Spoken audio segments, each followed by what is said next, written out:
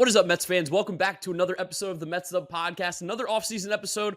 Going to talk about the postseason, going to talk about Billy Eppler stepping down and what he did during his time here with the New York Mets, all the moves, all the acquisitions, go over those, and then also just talk about a little baseball, postseason, like I said. We've got some big games going on, some big series, and even though the Mets season's not going on, me and James still watching a lot of baseball, still want to talk to you about some players to keep an eye out for, guys to watch, and series that are particularly intriguing this postseason. As always, if you guys are enjoying what you're listening to here, make sure you follow us on all our social media at Mets'd, METSDUP, on Twitter, Instagram, and TikTok. If you're looking for the YouTube version of this video, go to the New York Mets YouTube channel and subscribe over there. And if you are listening to us, Apple Podcasts, Spotify, Google, Odyssey, drop us a rating, drop us a review, download, and subscribe.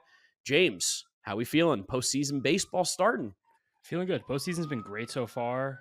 Format and all, I think, has been pretty nice to watch for everybody. Watching the Astros right now just take it to the Twins after dropping the first game there, finding their way right back to where everyone always probably assumed they would be. But it's been good. This is that magical time of the sports calendar where a lot of things are happening at once. We're a couple weeks away from the sports equinox, where in the same day we're going to have a basketball, a baseball, a football, and a hockey all played professionally.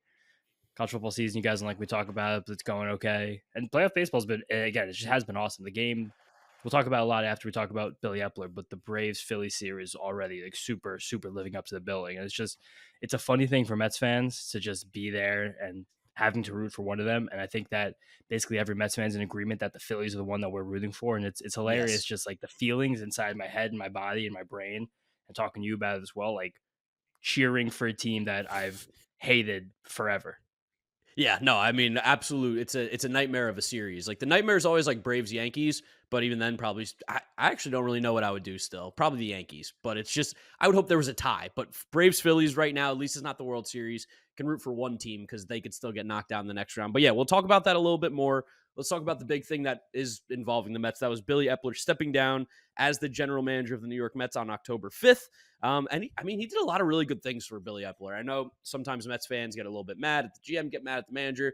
That's what Mets fans do. You want to point blame at somebody, but all things considered, there were a lot of positives that Billy Eppler did. And I feel like that trade deadline this past year is the one that jumps out immediately because the Mets were able to take a farm system that was fine and turn it into a really good one, moving on from a lot of veteran players and getting a ton back.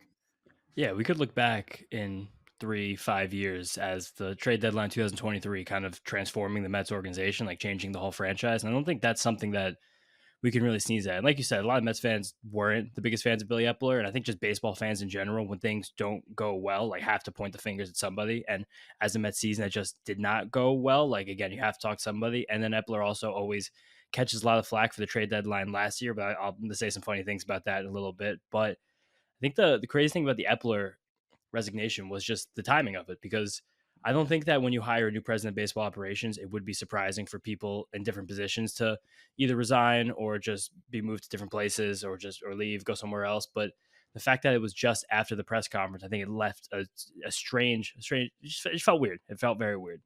Yeah, if you look at what was said on MLB.com through the press release and all that kind of stuff, a lot of good words from Steve Cohen and from Billy Eppler himself. Billy Eppler saying, I wanted David to have a clean slate, and that meant me stepping down. I hope for nothing but the best for the entire Mets organization. And Steve Cohen saying, Billy Eppler led this team through a 101-win season and a postseason berth last year, and he will be missed. We accepted Billy's resignation today as he decided it is in everyone's best interest to fully hand over the leadership of baseball operations to David Stern. On behalf of the Mets organization, we wish him all the best. And I that's just kind of what it feels like. I don't think there was any ill will, any bad intentions behind this. It was just there's a new guy in charge. Billy Eppler is hey, I've been here. I've made my mark now. It's time for me to move on. It's time for us to go our separate ways and just kind of shake hands and say thanks for what we did. Yeah, and that's just kind of how, even just to zoom out a little bit more, not just big, fancy, amazing, high-powered baseball jobs, but just jobs. You're gonna would generally want to work with people who you are connected with, who you've worked with before, you know how they work, and not saying that was the reason here, but it just seems like a natural way that a lot of these front offices are built in baseball, even just any kind of professional company, any kind of Fortune 500. When we started this podcast, we did it because we were friends. We're not going to just grab someone random on the street. You want to talk about the Mets together. It's just, that's just the way the world goes. And those words were good from Steve Cohen. And again, I do think that while a lot of Mets fans probably don't have the rosiest glow of Billy Eppler's 2 years as the general manager here, I do think that there was a lot of good that he did. More than I would say, more than the average general manager would do in a 2 year stretch. That is it's kind of gotten swept under the rug. Yeah, I mean, like, I know Max Scherzer and Justin Verlander didn't work out, but I mean, look at past regimes, past general managers, past moves have been made. Mets really didn't bring in that caliber of free agent player very often, despite being in a major market. I mean, it was just 4 or 5 years ago now that Bryce Harper and Manny Machado were available, and they weren't even slightly linked to the Mets. And the fact that the Mets were linked to two Hall of Famers, the fact that Max Scherzer and Justin Verlander both came here, I mean, that is a big, like, I don't know what the right word is, but big props to Billy Eppler for bringing them here. It's re-legitimized, I think, what the organization could do, especially in free agent Yeah. landscape. There was another free agent that year too, when Machado and Harper were free agents, a pitcher who also wasn't really in play for the Mets, who's been pitching really well his last couple of weeks. Yeah. But I don't want to talk about that right now. But I just, and again, just like zooming out, like taking a very, very simplistic view of what's happened the last couple of years with this team, things that we can very much tie to Billy Eppler.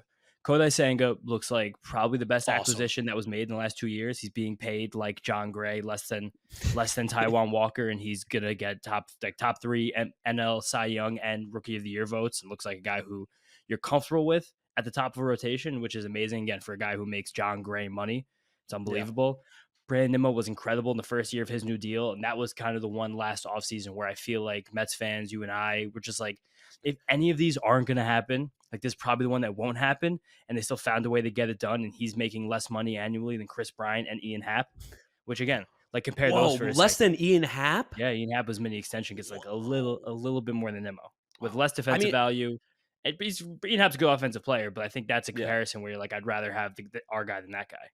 Yeah, and I mean, like, when we were talking about them in offseason episodes last year, we were like, Nimmo is the guy we also have to bring back. Like, in terms of re-signing, like, it's very, very hard to find his value at center field, which is a premier position, want to be strong up the middle, and him being here for a very, very long time now, next 5, 6, 7 years, whatever it is, it's just great that we were able to get that done, and that Brandon Nimmo was also super excited to be a part of this team for the next few, years. And someone who became a leader, became someone who's much more vocal now with this big contract. Someone who just took it very well, and like a guy like Brandon Nimmo, who just set his career high in home runs by 7, and that was a career high he set in 2018, so a very long time Yeah. ago for Brandon Nimmo to do that. Also, the career high in games played. As this is the craziest one, 130 WRC plus, 4 straight years, and 5 out of 6. Yeah, That's gross. yeah, it's crazy. And then this is a guy who you're like, and now he's playing center field. He was signed to play center field. He just turned 30 years old. And that's someone who not just turned 30 years old. I think he'll turn 31 by the beginning of next season. Turn 30 right before the season began. But that's a guy where if he has to move to a corner, like you don't even bat an eye. Like his bat will stick himself in a corner. He'll be a guy who's hitting at the top of the order, hopefully, for a very long time. And that was a deal. Again, it was, I think, in the public sphere, was like, I don't know if the Mets can do all of these. And on the other side of that, a move that was very difficult to make last year, which was not matching the mega contract given to Jacob deGrom by Texas Rangers. I think right now you look at that, be like, I think that was probably a good time to fold him instead of holding him, and that's another props to him. Yeah, no, I mean, I think if me or you were the GM, we probably would have signed Jacob deGrom, and we would have been stuck with a guy who's hurt, not going to pitch for another year. Who knows what he's going to be like when he comes back? He's had history of arm issues. Like, you can respect how great Jacob deGrom was, but it's a really, really hard decision to make, especially for a team that was going out and spending a lot of money and saying, this is the one guy we're not going to spend money on. The guy who, when healthy, is without a doubt the best pitcher in baseball. That's a tough move to make, but I think he hit the nail on the head with that one. And you think about dominoes falling to get back to the trade deadline of this year. Like Justin Verlander got the money that theoretically deGrom would have gotten. But he got it for less years and probably a little more like annually. That was a trade that you were able to make because he was in fact healthy and he was pitching at a high level. If Jacob deGrom gets hurt and he has that money, that's not value you can now recoup in a lost season. The fact that that was a move, again, like maybe some of that's random, maybe some of that is just blind luck. But no matter what, that was the move that did happen. And then the domino effect coming out of there is like, oh, now we got new high-end prospects to replenish this farm system. And in that trade specifically was Drew Gilbert and Ryan Clifford. Yeah, and I think that's super important to talk about too. Like, he was able to flip Max Scherzer, Justin Verlander, David Robertson, get Mark Canha, Tommy Pham to get some stuff. But he made that trade earlier in the year too for Eduardo Escobar, just kind of in the middle of June, like out of nowhere, where he flipped him to the Angels. Eduardo Escobar, we loved him, but he wasn't a part of the future plan of this team. He was an upcoming free agent. And you got two pitching prospects. And we've been able to see what the Mets pitching lab has been able to do with a lot of these guys that they've brought into the organization. it just seemed like, at least if you were from the outside perspective looking in, things were being done inside this organization while Billy Eppler was the GM that made the organization better than it was before. Yeah, I think that is just the simplest way to put Billy Eppler's tenure with the team. And in doing that, in this massive spending spree, there wasn't really any money that was tied up to someone who was going to hinder you in the long term from signing the types of stars that we now, again, as we watch the postseason, we know win teams championships. Like anything now is still in play. And I think that was always the goal, which was stay as lean as you possibly could, put as good of a team out there as possible, but then also give yourself the flexibility in future years. And then we've heard David Stearns echo this already, where it's like, we want to win now, but not for the sake of sustainability. Like we do want to put a team on, we want to compete, put a good team on the field, but as long as the long-term plan is always the goal, which is every single year we're up there for the division. Every single year you're winning 90, 95, 100 games. Every single year you're putting yourself in position to get back to the tournament, and get that trophy. That is what really matters. I think that is, again, like that's kind of the good thing that's happened here. Like two of these prospects hit that we got at the trade deadline this year. It looks like right now many of them are going to hit, but even if just two of them hit and become these kind of 50, 55 value players that they already look like they are, that it can't even tell you what that does for an organization, just having that kind of interchangeable depth for no cost whatsoever. On top of the fact that they've drafted really well in the 2 years that Billy Eppler was here as well. Like, the drafts were very successful. They have, I mean, what they did with the pitchers from the last 2 drafts, Mets went from having no pitching prospects to all of a sudden we're like, man, there's like 6 good arms in AA. And you guys can hear all about them on the Future of Flushing podcast that Vito and John host, talking about the minor leagues. But all these young arms that they drafted in late rounds that all of a sudden are starting to pop up. Like, I know Paul Gervais is a relief arm, but I'm telling, when we saw him pitch, we we're like, oh my goodness, this guy's got some really, really good stuff. They've just been able to find kind of like those nooks and crannies that these other smarter organizations were able to tap into. Organizations like you saw the Brewers, Astros, Dodgers, guys in later rounds, get guys for over slot value in later rounds, bring them here. Brought back Christian Scott, or not Christian Scott, Brandon Sproat, who didn't sign. They're like, we want you again. And he said, okay, I'm back. Like, I think there was a lot of really good things done. And again, the best way to describe it is, yes, maybe the Mets didn't win a World Series. Didn't have necessarily the postseason success, but it would be super, super nearsighted or short-sighted to take those 2 years, say they didn't win a World Series as a complete failure, because right now the organization's in a decent spot considering where it could have been if they didn't make a lot of these moves. And just like seeing like the way the value propositions worked and some of the draft picks as well. Like seeing that the Mets had a bit of a dearth in starting pitching prospects the last few years. And what do? You draft like 20 of them in 2 years, and you say get them in there, and you draft guys with certain traits that you can work with. Thinking about Blade Tidwell, how that you see a guy there who has was a great arm, big pitcher's body, and like we know that we can get all these pitches out of him now, and we're going to be able to elevate him. Guy like Tyler Stewart, who I think was an afterthought, like you said, going back to Brandon Sproat. My guy Brandon Banks, who was Brandon Banks, Brian Banks, Brandon I don't know Banks. who you're talking about. It was the 7th round pick from this year who had like the incredible TrackMan numbers, where it's like we see a path for a guy here who, similar to Christian Scott, who maybe didn't have the role that people would have wanted him and seen out of college, but we know he still has a starter's repertoire, and just having those pitch grades was worth taking a shot on. Just you kind of felt a bit of a modernization of the Mets strategy and the way they went about the draft process, which I think is very welcome. That was a good way, I think, to kind of put a nice bow on it. Modernized. I think the Mets were a little bit behind. I think everybody would have agreed with that. And the old regime and everything that was going on, we're a little bit behind. They weren't focused on getting ahead, being smarter, using computers, whatever it was. But I mean, like, he came in, organization got smarter, got more modern, and I'm excited for what the future brings. Big shout out to Billy Eppler. Wish the best for him. Just like Steve Cohen and everybody said. Oh, James got one more. Hold on. One more. We'd be remiss without talking about the one thing that everyone really kills Eppler for, which is the 2022 trade deadline. And this trade deadline was going on as Mark and I were on the train to DC, and I made the worst professional decision of my life that day. But there is something that was a trade deadline where the Mets acquired Daniel Vogelbach, and he was a point of criticism for a lot of both last year and this year. But I compiled the list of all the hit position players that were traded at the trade deadline last year: Vogelbach, Benintendi, Marsh, Drury, Gallo, Grossman, Pham, Bell, Hosmer, Bell, Soto. Daniel Vogelbach at best WRC plus. Soto better than Soto. Soto was the best player, of course, but remember Soto had that really awful stretch. Yeah, gone by a hair. Whoa, really?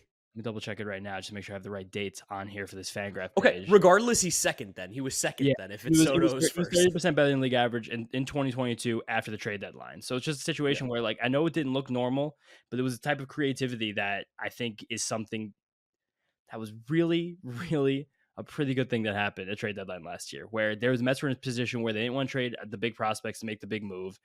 They again, we're not talking about Darren Ruff. That was a miss. We know it was swinging a miss. Yeah. We're not defending that trade at all. So don't come at me for that one. But the Mets knew they didn't really have as many. Yeah, 131 WRC plus for Soto, 135 for Vogelback after the trade Wow. in 2022. So he was the best bat that was acquired comparatively to league average. So there's an argument that he didn't do enough, but every single other position player that was acquired was worse than him. Yeah, that's just kind of funny to put that in perspective, as we know, people, like you said, like to get mad about that one. And there's a stat for you to, people are going to get mad that you said that, but that's fine. No, Get a little worked up. Yeah, because theoretically, yeah, totally, yeah, didn't do enough, but there was nothing else to be done. I've been saying that forever, and I wish there was more to be done because I still think about that season, that month all the time, but that's it.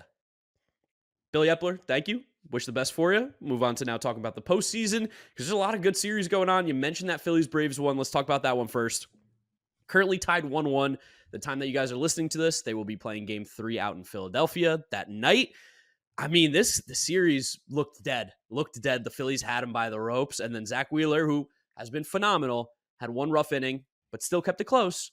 And then the Phillies bullpen, who you were applauding recently to me, kind of just, I mean, Jeff Hoffman got Jeff Hoffman a little bit there. He was due to get cold at some point. He made one bad pitch.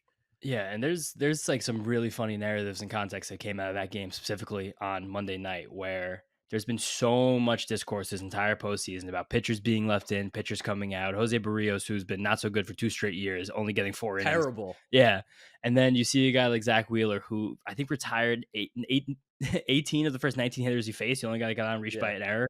And he was just, they were swinging through everything. He was pumping 97, couldn't touch a thing. The Braves, they literally bring no hit through 5 innings. And the Braves get a solo home run in the 6th, I believe it was. And then Wheeler is still just 1 run, 85 pitches through 6 innings. And like, you saw the fastball lose a tick at the end, and you saw him leave a few pitches over the middle, but he's your ace. So you leave him out there, and then everything changes. And then no one really talks about that one when everyone talks about all the other ones. No, I mean, like, I knew that it was the wrong decision to bring him back out when there's this one old guy, I won't mention who he is, that I follow on Twitter. You'll have to guess if maybe maybe you're listening, but he tweeted out basically like, Phillies look like they're going to pull out Wheeler here. That's the wrong decision. We'll see how that goes. And I was like, oh, the fact that he wants him in the game, totally the wrong decision. Like, this guy is never right about anything. I also gotta take a little bit of blame for that one too, for the Phillies fans. But honestly, it's elite level like content for me. Because after the 5th inning, the Braves have not scored a run in the 14 innings of the postseason. Tweet, the Braves haven't scored a run in 14 innings. Did I hear that? Surely that can't be true for the best offense. They then went on to score runs in the next 2 innings and they ended up winning that game, which is just, I mean, incredible level of jinx by me there. Braves fans are getting mad at me and also happy at the same time on Twitter, which is so confusing. They're like, we live rent-free in your head. I'm like, guys, you're not special. They're the only game on TV. Like, this is my job here to talk about baseball. But also, you should be buying me gifts that I tweeted that out, because I did you guys a favor. Yeah, and there was also there's a great article by Ben Clemens today on Fangraphs just about like judging when and when not to take a pitcher out of the game, using Wheeler as kind of like a case study. And a funny tidbit from it: Wheeler threw 6 middle pitches the entire game. 3 of them came in the 6th and 7th innings of that outing. I mean, these are even things that like me and you have talked about like off camera, where we're like, Wheeler's so great, but there is a clear point, just like with most pitchers, honestly. Everyone. But there's a clear point with Zach Wheeler. You're like, oh, you got to get him out of there. And it felt like at the end of that 6th inning was the time to get him out of there. Yeah, and again, it would have been weird if it happened, and who knows if the Phillies bullpen actually would have held them down with a 3-run lead rather than a 1-run lead. Like, there's literally no way to know that. And even that sequencing that gave the Braves the lead in the Austin Riley home run, Jeff Hoffman had blown him away with multiple fastballs to get ahead in the count. And then Ronald Acuna on a splitter that bounced, he stole second base because he got on before. I think with a walk. Oh, hit by pitch. Sneaky. Ronald Acuna just threw his elbow in front of the pitch. No one talking. Nobody's talking about that. No one's talking about that. But I mean, honestly, it's a good play. Like, I'm not going to chastise him for it. It's a good ball. Just saying he did it, and that's okay. But he takes second base because he's Ronald Acuna Jr. and he stole 73 bases this year. And then a splitter got away from JT Realmuto, and he got to third base. And the second that happened, my one friend I was watching the game with was like, oh, no more splitters. And I was like, oh, that sounds like a pretty good point. It's probably are no more splitters now that he's on third base. And then Hoffman then goes to fastball, slider. He got to 2 strikes with the fastball. He missed with a fastball and then missed with a slider and then threw a slider, just totally backed up on him. I thought it was a changeup. I tweeted that was a changeup. Yeah, me too. It looked like a changeup. And he's thrown a changeup in the past, but that was just, it wasn't even, he didn't put a good swing on it, Austin Riley. He just got right out. And that was kind of it. And they probably even had really good chance to win that game if Michael Harris doesn't make a ridiculous catch jumping into the wall. Yeah, no, that was a pretty disgusting play and great throw and great play by Austin Riley as well, backing up. Like, what are you even doing there? That Why are you standing there? That well, they Mike Petriello put out, and David Adler also did. I don't know, one of them probably took it from the other one. They both work for MLB, so I'm not going to use the word stole, but they it looked like Riley was almost actively celebrating and then saw the ball because they put like an animation up because they didn't have the actual camera view from that spot, but MLB has Yeah. like I think it's probably Hawkeye or TrackMan that tracks everyone's movements on the field, and he was like skipping and jumping and he put hands up like he was like yes. But then I think the second the cutoff throw came, he started moving towards the middle of the field because he's like, I might as well be here. Why not? I'm playing baseball. And then he just scoops it and in one swift motion makes that play. He also, the inning before when the Phillies were threatening men on, Austin Riley made 2 innings before. An amazing play, basically going over his shoulder in foul Yeah. territory to Great catch a ball catch. right against the tarp. One of the worst things that's happened in baseball in the last couple of years is Austin Riley becoming like a legit MVP player who's incredible on both sides of the ball. His like the steps he's taken on defense from 2019 to now are remarkable. And it's a lot of credit to him, a lot of credit to Ron Washington, and just his defense did somehow him and his offense as well, like somehow save this game for the Braves and save their entire season. It's not fair. It's not fair. All right, gut reaction. Who's winning the series? Braves. Yeah, I got Braves too. I think Yeah. that game just I don't think that game killed the Phillies. I think it's actually going to go 5, which is great for like the chaos scenario because it does look like the Diamondbacks are going to kind of take care of business with the Dodgers. We'll find out on Wednesday night as well if they end up sweeping there. But a 5-game series isn't the worst thing to happen, No, totally. I think it's also especially relevant. because Braves fans have been complaining about that big time off. You don't want to get too much time off for these Braves. You know, they Well, can't play baseball then. I was about to say that was. I'd love talking about this because I mean, why not here? But I think that was one of the absolute worst showings of any fan base group of beat writers that we've probably ever had, like in recent years. Just because simply, I don't think they realized that with those extra off days, they lined up for a 5-game series that have 4 games started by their best 2 pitchers, Spencer Strider and Max Fried. Which is like when you see that is the case, and you lost a game 1, which was Spencer Strider versus Ranger Suarez. How can you not see the massive advantage that you have based on the format of this playoffs? Like, how can you not see that? And with the off day on the Monday in between, that gave them the opportunity to start 4 of their 5 best players in a 5-game Yeah, series.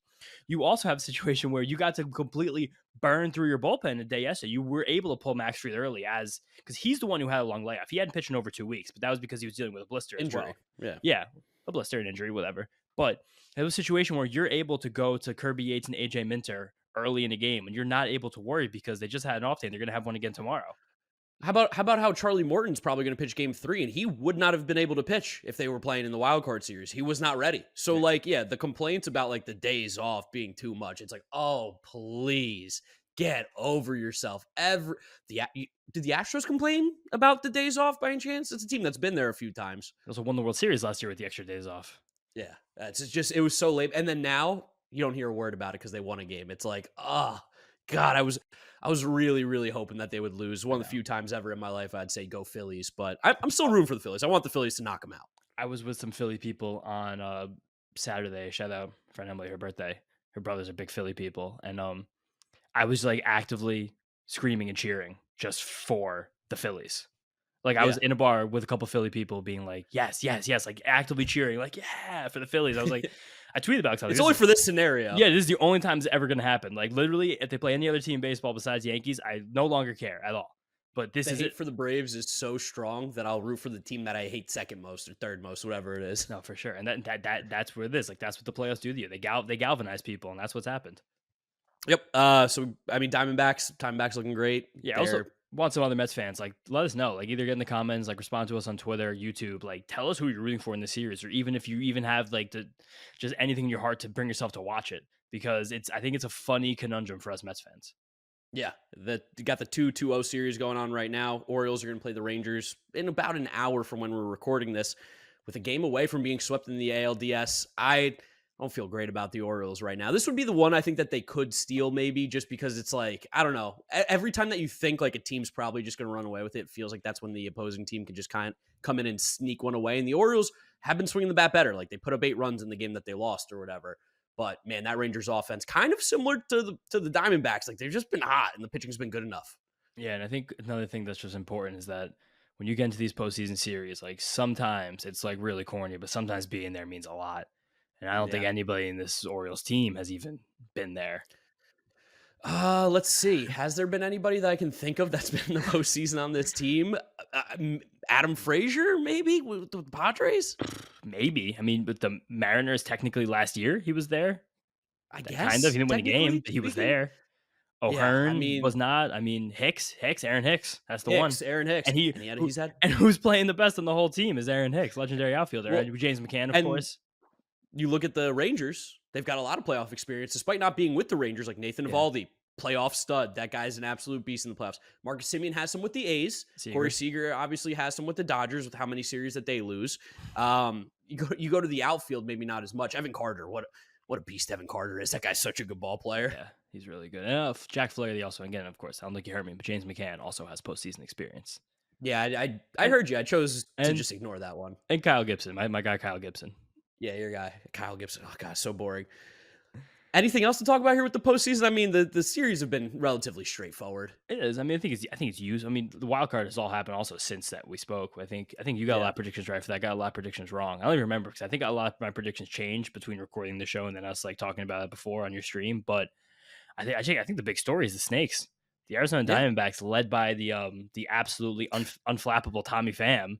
A lot of former Mets. All they're doing is crushing the Dodgers, a team that if anyone has a good head would have liked this playoff format would have been the Dodgers because they have no pitchers anyway, so you can line them up however you want, and it didn't matter at all because the Diamondbacks have eight first inning runs in 2 games already against them. There's no tradition quite like the Dodgers just flapping their wings and having nothing not flying and once October hits. And something else funny. This is something I told you yesterday. There's a tweet here somewhere I'm trying to think about like before this game tomorrow. The Dodgers only have had success in the playoffs after a 60-game regular season, which I think all baseball fans can agree really didn't count because a lot of what baseball is the attrition of 162 and then finding your way afterwards. I think it's technically we've said it before. It's like 27% of a championship, 35% of a championship, whatever that number is. I'll run the numbers real quick. 60 divided by 162 comes out to 37%. 37% of a regular season. 37% of a regular season. So you get about 37% of a ring, which is pretty good. I mean, again, it's more than the Mets have had in the last couple of decades. So I respect that part of it. But after 60 games of this season, it's kind of hilarious. Diamondbacks and Dodgers were tied atop the AL West. They're both 35 and 25. So again, in Dodgers world, this is a really even matchup. Like they should not have been favorites at all. And now it's being proven that way. I mean, tip the cap to us. We both had the Diamondbacks going on to the NLCS. It's not done yet. They still got to win a game. But Tommy Pham playing well. My favorite former Met, Paul Sewald, shutting the door. And, even gangly Miguel Castro getting some big outs for them. The Snakes are a fun team. If they make it to the NLCS, shout out Dalton, your friend. I'm going to Arizona. Shout out Dalton. Shout out Christian, who works for the org, my boy. Yep. And Astros. They look back. I don't know. It is the runaway train, as they always are once you get to this time of year. Right where they want you. Right where they want you. Snuck in, and Christian Javier was like, oh, I remembered how to pitch. And you're like, oh, so now they have a really good team. And could be a battle of Texas in the American League, which... Kind of fun. It's good because, it's a weird rivalry because it's new because the Astros changing leagues, obviously. But this would do a lot for a Texas rivalry becoming a real thing in baseball. I also think that the newness of it, a lot of it is become from this year where the Astros have this quiet cockiness, but for so much of the season, the Rangers were dominating and they were kind of loud about that they're like the new kids on the block. And a lot of that was borne out in the difference in their celebrations. There was great memes about it where the Rangers were like legit pouring champagne all over each other for just reaching the postseason. And when the Astros clinched, when they just clinched the postseason, they did a toast, which I think was really funny. There's a great picture of Verlander where he's just like, yep, here's a little champagne for me, one sip, on to business the next day. Then they had the real party when they clinched the division. And then Bregman had a great line that they shouted out today in the broadcast, Brzezinski and Waino, who I hate to say it, Mets fans, but Adam Wainwright might be a gem in the booth. He's done a good job. In terms of pitchers that I've hated watching pitch against the Mets, he's by far my favorite announcer so far. By far, it's not even close. But it was a great line from Bregman where he went up to I forgot who was doing the Verducci. Work. Was Verducci the guy in the locker room during the celebration? That's what I'm saying. It wasn't him. Because it was someone that Bregman was like, yeah, I know you guys are talking about like how you think we were going to do if we were going to win the division. Sorry, you couldn't find out. Or no, he said you're never going to know or something like that. Where it was just like, oh, there's some cockiness here. I like this. And no, respect it. Yeah, something else to shout out. Javier, you said a great game today. He had 13 slider sweeper whiffs, as Adam Wainwright very correctly called them on the broadcast, on 16 swings. Yordan Alvarez just went yard again Wow, in the God. postseason in the ninth inning off Bailey Ober, which that is not a good sign for the Twins. They're down 7-1, going to be down Yeah. 2-1 in the series with a chance to be knocked out on Wednesday night. You don't really like to see that, but 13 slider whiffs, sweeper whiffs on 16 swings, good for 81%. And the It seems lineup like he's back. in the lineup that was predominantly lefty. Sayers had a great tweet today that his release point kind of changed, Javier, and his fastball toward the second half of the year. He got a little bit more extension on it, and that got a lot of his life back that he was missing. And as a predominantly two pitch pitcher, when one pitch is not working, and it's also he kind of usually just sits 93, 94, 95 ish. Yeah. It's hard when that shape isn't there. It's just going to get hit. That's what happened in the first half, but changing that release point a little bit, that got his life back. And now he's once again amazing. That's really good news for the Astros.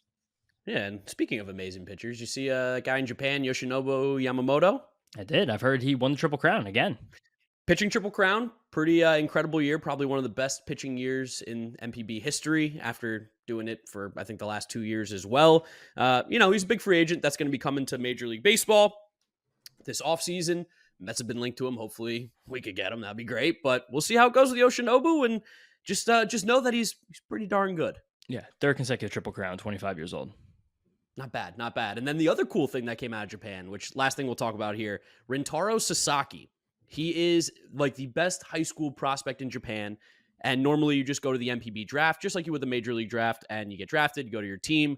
He has decided he is not going to go to the MPB. He's going to come to America, play college baseball. I don't think he's picked a school yet. I think Vandy is the favorite right now.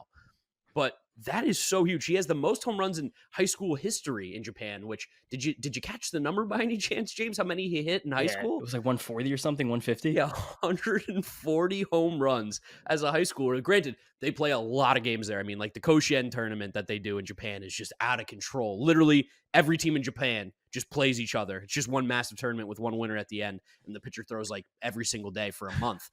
But he's like one of the most interesting Japanese high school prospects that we've seen in a long time, obviously like Otani and stuff. But the fact that he's made a choice to come to America, play college, not get paid, he can't have NIL either because he's an international player. Mm-hmm. It's a huge deal for MPB baseball. Probably a little bit scary too for them.